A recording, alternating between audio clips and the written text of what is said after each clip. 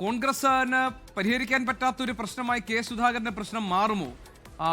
ഇന്നിപ്പോൾ ഈ സ്ഥാനാർത്ഥി പ്രഖ്യാപനം ഉണ്ടാകും എന്നാണ് ഡൽഹിയിൽ നിന്ന് വിനീത റിപ്പോർട്ട് ചെയ്യുന്നത്. ശ്രീജിത്ത്, ഇത് വലിയൊരു കെ സുധാകരൻ ഒരു വലിയ തലവേദനയായി മാറുമോ പാർട്ടി നേതൃത്വത്തിന്?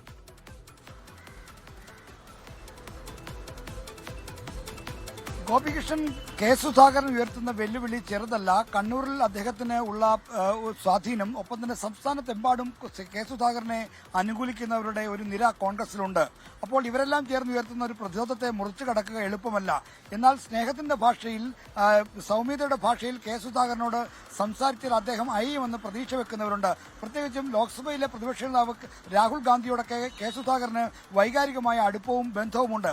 ആ ബന്ധത്തിന്റെ അടിസ്ഥാനത്തിൽ രാഹുൽ ഗാന്ധി നേരിട്ട് അഭ്യർത്ഥിച്ചാൽ ഒരുപക്ഷെ കെ സുധാകരൻ പിൻവാങ്ങുമെന്നാണ് നേതാക്കൾ പ്രതീക്ഷിക്കുന്നത്. മാത്രമല്ല, നേരത്തെ വിനീത റിപ്പോർട്ട് ചെയ്തതുപോലെ തന്നെ പാർട്ടിയെ പ്രതിസന്ധിയിലാക്കുന്ന ഒരു സമീപനത്തിലേക്ക് കെ സുധാകരൻ ഒരിക്കലും പോകില്ല എന്നാണ് നേതാക്കളെല്ലാം വിശ്വസിക്കുന്നത്.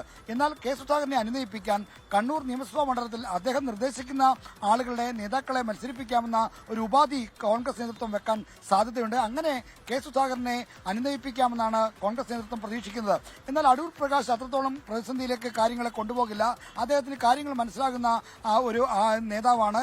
എന്നാൽ സുധാകരൻ അങ്ങനെ മനസ്സിലാക്കാത്ത ആളെന്നല്ല, മറിച്ച് വൈകാരികമായി കാര്യങ്ങളെ അത്ര കണ്ട് എടുക്കുന്ന ആളല്ല അടൂർ പ്രകാശ്. അതുകൊണ്ട് അദ്ദേഹം പാർട്ടിയുടെ ഇപ്പോഴത്തെ പാർട്ടി ഒരു പ്രതിസന്ധിയിലാക്കുന്ന തീരുമാനത്തിലേക്ക് അദ്ദേഹവും പോകില്ല എന്ന് കരുതുന്നു. എങ്കിൽ പോലും ഈഴവ നേതാക്കൾക്ക് കോൺഗ്രസിൽ മതിയായ പ്രാതിനിധ്യമില്ല എന്നുള്ള വിമർശനമുണ്ട്. അതൊക്കെ കൂടി പരിഹരിക്കേണ്ടി വരും ഈ പ്രശ്നം പൂർണ്ണമായി ഒരു പരിഹാരത്തിലേക്ക് എത്തിക്കാൻ. അതുകൊണ്ട് തന്നെ കെ സുധാകരനും അടൂർ പ്രകാശും വലിയ വെല്ലുവിളി ഉയർത്തില്ല എന്ന ഒരു പ്രശ്നമുണ്ട്.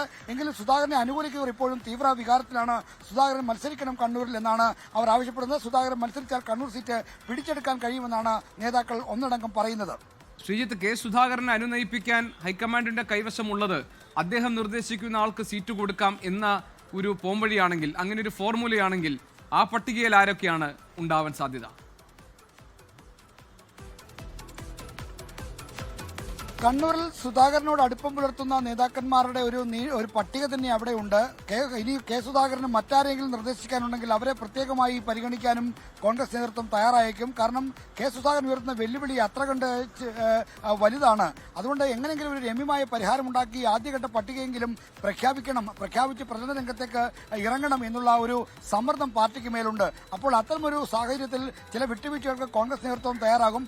ഏതൊക്കെ പേരുകളാണ് അവിടെ പരിഗണിക്കുന്നത് എന്ന് ലോകത്തെവിടെയായാലും ഏത് സമയത്തും 24 വാർത്തകളും ഓഗ്മെന്റഡ് റിയാലിറ്റി പാക്കേജുകളും എക്സ്പ്ലെയിനറുകളും വിശദമായി കാണാൻ ഞങ്ങളുടെ യൂട്യൂബ് ചാനൽ നിങ്ങൾക്ക് സബ്സ്ക്രൈബ് ചെയ്യാം.